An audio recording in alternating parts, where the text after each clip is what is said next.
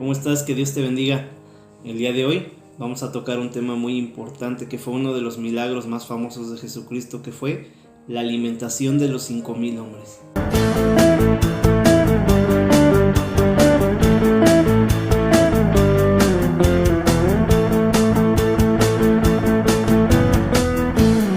Vamos a continuar estudiando el Evangelio de Marcos. Seguimos en el capítulo 6, en el versículo 30, que tiene como título Alimentación de los 5,000. Y dice así en el nombre de Jesús. Entonces los apóstoles se juntaron con Jesús y le contaron todo lo que habían hecho y lo que habían enseñado. Él les dijo: vengan ustedes aparte a un lugar desierto y descansen un poco, porque eran muchos los que iban y venían, de manera que ni aún tenían tiempo para comer. Y se fueron solos en una barca a un lugar desierto. Pero muchos los vieron ir y les reconocieron, y muchos fueron allá a pie desde las ciudades y llegaron incluso antes que ellos, y se juntaron a él.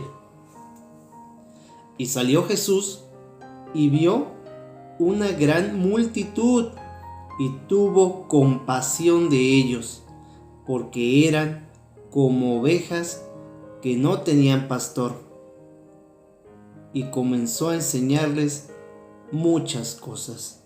Me voy a detener un momento para que analicemos esta primera porción, que dice aquí que no tenían tiempo los discípulos ni siquiera para comer, de tanta gente que tenían que atender, que iba a buscarlos para que les enseñaran, para que oraran por ellos, por sus enfermos, y que entonces Jesús les dice que se aparten un momento para que puedan descansar, pero la gente los ve, los identifica y los sigue. Y el Señor al mirar esa gran multitud los ve como ovejas sin pastor. Es una analogía muy interesante que menciona la Biblia, porque tal cual así es como se maneja en el lenguaje cristiano, por así llamarle. Lo que son las ovejas vienen representando a los que somos los creyentes, y el pastor pues es Jesús, que es nuestro guía. Como ya sabemos, Jesucristo y el Espíritu Santo son la misma persona, y el Espíritu Santo es el que nos guía a poder conocer cada vez más a Dios. Él es el único maestro autorizado en el cual podemos tener interpretación de las Escrituras. Así es que oremos para que Él nos dé la guía y la interpretación. Entonces Jesús ahí toma el papel que tiene de buen pastor y empieza a enseñarles a esas ovejas. ¿A qué se refiere de que no tienen un pastor? A que no tienen alguien que los guíe, que en este caso, como dijimos, es el Espíritu Santo. Todos tenemos necesidad de que alguien nos ayude, de que alguien nos guíe hacia el camino correcto. En este caso, como lo dice Jesús, Él es el camino, la verdad y la vida. Y entonces Él empieza a enseñarle a esa multitud. Vamos a continuar leyendo. Dice el versículo 35. Cuando ya era muy avanzada la hora, sus discípulos se acercaron a Él diciendo: el lugar es desierto y la hora ya muy avanzada. Despídelos para que vayan a los campos y aldeas de alrededor y compren pan, pues no tienen qué comer. Respondiendo Él, les dijo: denle ustedes de comer. Ellos le dijeron: que vayamos y compremos pan por 200 denarios y les demos de comer. Él les dijo: ¿cuántos panes tienen? Vayan y vean. Y al saberlo dijeron: 5 y 2 peces. Y les mandó que hicieran recostar a todos por grupos sobre la hierba. Y ahí es donde viene el milagro, porque imagínate, solo 5 panes y 2 peces. Si vives con tu pareja, si vives con tu mamá nada más, si vives con tu papá, pues ya la hiciste, porque hay un pez para cada quien y la completan con el pan. Pero aquí estamos hablando de que era una multitud, y es donde viene la gloria y el poder de Dios. Y se recostaron por grupos de 100 en 100 y de 50 en 50.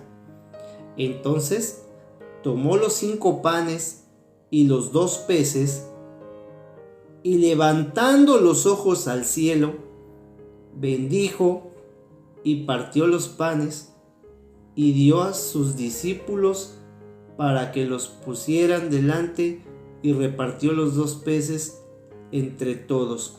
¿Cuál es el primer ejemplo que nos pone el Señor Jesús? Que hay que dar gracias por los alimentos.